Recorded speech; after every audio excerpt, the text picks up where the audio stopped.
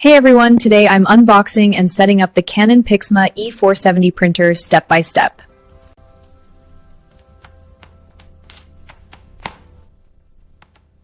Inside the box, you get the printer, cartridges, power cable, and setup documentation.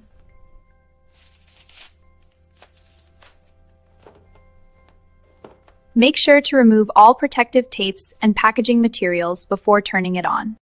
Now I'm installing the ink cartridges. They click into place very easily.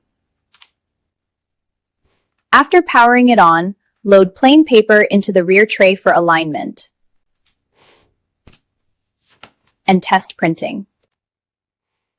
Next, connect the printer to Wi-Fi so you can print wirelessly from your laptop or phone. The setup is complete, and the print quality looks really clean and sharp.